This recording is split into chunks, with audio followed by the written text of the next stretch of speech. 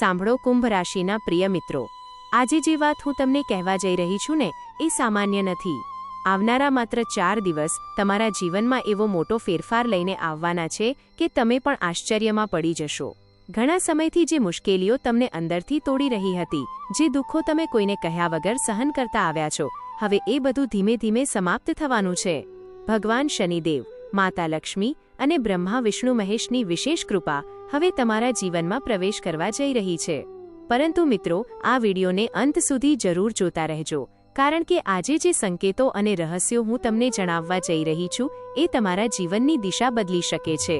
મિત્રો, વિડીયો શરૂ કરતા પહેલા જો તમે માતા રાણીના સાચા ભક્ત હો તો આ વિડીયોને દિલથી એક લાઇક જરૂર કરી દેજો, અને જો હજી સુધી અમારી ચેનલને સબસ્ક્રાઇબ ના કરી હોય તો તરત જ સબસ્ક્રાઇબ કરીને બેલ આઇકન દબાવી દેજો, જેથી આવનારા આવા જ મહત્વપૂર્ણ વિડીયોઝ તમને સમયસર મળતા રહે. કારણ કે ક્યારેક ભગવાન કોઈને કોઈ માધ્યમથી સંદેશો આપે છે, અને કદાચ આજનો આ સંદેશો તમારા માટે જ હોઈ શકે છે. મિત્રો, કુંભ રાશિના લોકો છેલ્લા ઘણા વર્ષોથી જીવનમાં સતત સંઘર્ષ કરતા આવ્યા છે. ઘણીવાર એવું બન્યું છે કે કામ બનતા બનતા બગડી ગયું, વિશ્વાસ કરેલા લોકોએ જ દગો આપ્યો અને પોતાના જ લોકો તમારા દુઃખનું કારણ બન્યા.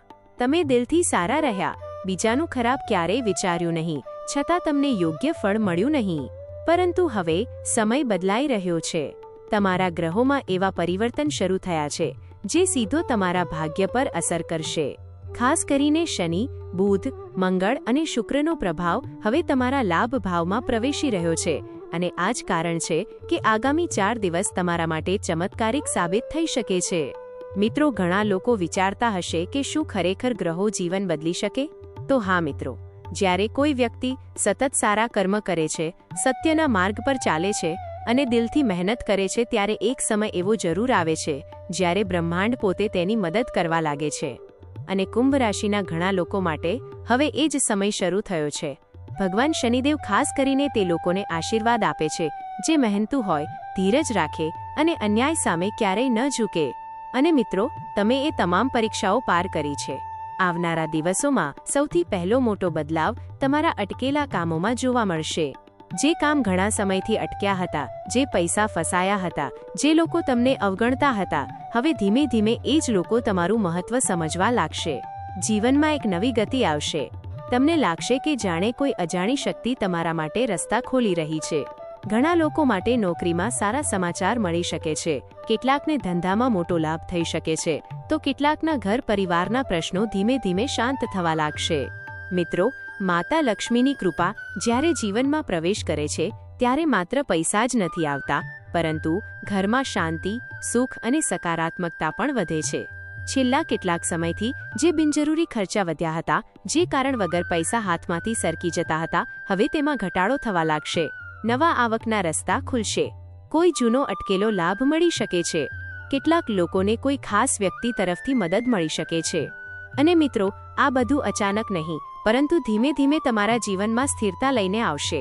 પરંતુ મિત્રો, અહીં એક વાત ખૂબ ધ્યાનમાં રાખવાની છે. જ્યારે પણ જીવનમાં સારો સમય આવે છે ત્યારે કેટલાક લોકો એવા હોય છે જેઓ તમારી ખુશી જોઈ શકતા નથી. તમારા આસપાસ એવા લોકો પણ છે જે તમારી સામે તો મીઠું બોલે છે, પરંતુ પાછળથી તમારી ખરાબી કરે છે. ખાસ કરીને જેમના નામના પહેલા અક્ષર R, L, S, P, C અથવા M હોય, એવા કેટલાક લોકો પાસેથી હવે થોડું સાવધાન રહેવાની જરૂર છે. આ લોકો તમારી પ્રગતિથી અંદરથી જલન અનુભવે છે. મિત્રો, દરેક પર આંખ બંધ કરીને વિશ્વાસ કરવો હવે તમારા માટે નુકસાનકારક બની શકે છે. ઘણા કુંભ રાશિના લોકો માટે છેલ્લા થોડા મહિનાઓ ભારે ગયા હતા. મનમાં અશાંતિ, અચાનક ડર, ઊંઘમાં તકલીફ, કામમાં મન ન લાગવું અને વારંવાર નકારાત્મક વિચારો આવવા જેવી પરિસ્થિતિઓ ઊભી થઈ હતી. પરંતુ હવે રાહુ અને કેતુનો પ્રભાવ ધીમે ધીમે સકારાત્મક બની રહ્યો છે. આ જ કારણ છે કે આગામી દિવસોમાં તમારું મન પણ મજબૂત બનશે. અંદરથી એક નવી ઉર્જા અનુભવાશે. તમને લાગશે કે હવે હું હારી નહીં શકું. મિત્રો, ભગવાન મહાદેવની કૃપા જ્યારે કોઈ પર થાય છે ત્યારે સૌથી પહેલો બદલાવ તેના આત્મવિશ્વાસમાં આવે છે. જે વ્યક્તિ પહેલા ડરતો હતો તે હવે નિર્ભય બની જાય છે. જે પહેલા દરેક વાતમાં નકારાત્મક વિચારતો હતો તે હવે સકારાત્મકતા અનુભવવા લાગે છે. અને કુંભ રાશિના ઘણા લોકો માટે હવે આવું જ થવાનું છે. ખાસ કરીને મહિલાઓ માટે આ સમય ખૂબ જ શુભ સાબિત થઈ શકે છે.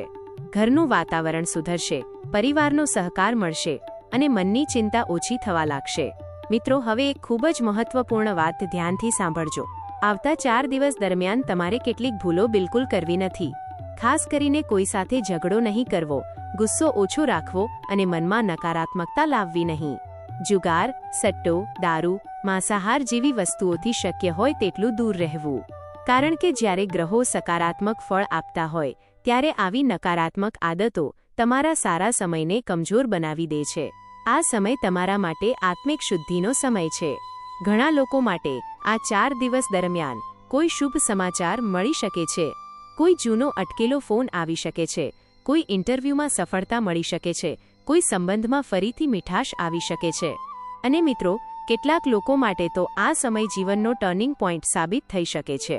કારણ કે જ્યારે બ્રહ્મા, વિષ્ણુ અને મહેશ ત્રણેય શક્તિઓ એકસાથે કૃપા કરે છે ત્યારે જીવનમાં અશક્ય લાગતી વસ્તુઓ પણ શક્ય બની જાય છે. મિત્રો, એક વાત હંમેશા યાદ રાખજો. ભગવાન પહેલા વ્યક્તિનું દિલ જુએ છે, પછી તેનું ભાગ્ય લખે છે.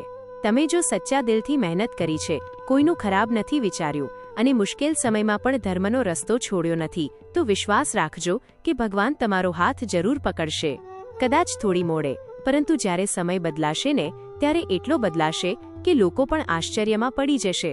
હવે મિત્રો, હું તમને એક ખૂબ જ સરળ પરંતુ ચમત્કારિક ઉપાય જણાવવા જઈ રહી છું. આવતા 4 દિવસમાં કોઈ પણ સવારે વહેલા ઉઠીને સ્નાન કરી લો. પછી ભગવાન સામે એક નાનું દીવડું પ્રગટાવો. થોડા ચોખા ભગવાન સમક્ષ મૂકો અને દિલથી પ્રાર્થના કરો કે હે પ્રભુ, મારા ઘરમાં સુખ, શાંતિ, સમૃદ્ધિ અને સકારાત્મકતા જાળવી રાખજો. ત્યારબાદ ઓમ નમઃ શિવાય અને ઓમ શ્રી લક્ષ્મી નમઃ મંત્રનો ઓછામાં ઓછો 11 વાર જાપ કરજો. મિત્રો, આ ઉપાય તમારા મનને શાંત કરશે અને ઘરમાં સકારાત્મક ઉર્જા વધારશે. અને હા મિત્રો, શક્ય હોય તો કોઈ જરૂરિયાતમંદ વ્યક્તિને થોડું અન્ન કે પાણી જરૂર આપજો. કારણ કે દાન કરવાથી ગ્રહો વધુ મજબૂત બને છે અને ભગવાનની કૃપા ઝડપથી પ્રાપ્ત થાય છે. ખાસ કરીને શનિદેવ દયાળુ અને સહાનુભૂતિ રાખનારા લોકો પર ખૂબ જ ઝડપથી પ્રસન્ન થાય છે. તેથી કોઈનું દિલ દુભાવશો નહીં અને શક્ય હોય ત્યાં સુધી મદદ કરવાનું ચાલુ રાખજો. મિત્રો, હવે સમય આવી ગયો છે કે તમે પોતાને નબળા માનવાનું બંધ કરો. તમે જેટલું સહન કર્યું છે, જેટલું અંદરથી તૂટ્યા છો, એ બધાનો હવે અંત આવવાનો છે. જીવનમાં ખુશીઓ ધીમે ધીમે પાછી આવવાની છે. બસ ભગવાન પર વિશ્વાસ રાખજો અને પોતાની મહેનત ચાલુ રાખજો. કારણ કે આવનારા દિવસોમાં તમારી કિસ્મત એવી રીતે બદલાશે કે કદાચ તમે પણ વિચાર્યું નહીં હોય. તો મિત્રો, આશા રાખું છું કે આજનો આ ખાસ સંદેશો તમને જરૂર ગમ્યો હશે અને તમારા દિલ સુધી પહોંચ્યો હશે. જો તમને લાગે છે કે ભગવાનનો આ સંદેશો તમારા માટે જ હતો તો આ વિડીયોને એક લાઇક જરૂર કરજો, ચેનલને સબસ્ક્રાઇબ કરજો અને નીચે કમેન્ટમાં દિલથી જય માતાજી જરૂર લખજો. તમારા એક કમેન્ટથી સકારાત્મક ઉર્જા વધુ મજબૂત બને છે. ફરી મળીશું એક નવી અને ખાસ વિડીયો સાથે. ત્યાં સુધી ભગવાન શનિદેવ, માતા લક્ષ્મી અને મહાદેવની કૃપા હંમેશા તમારા અને તમારા પરિવાર પર બની રહે.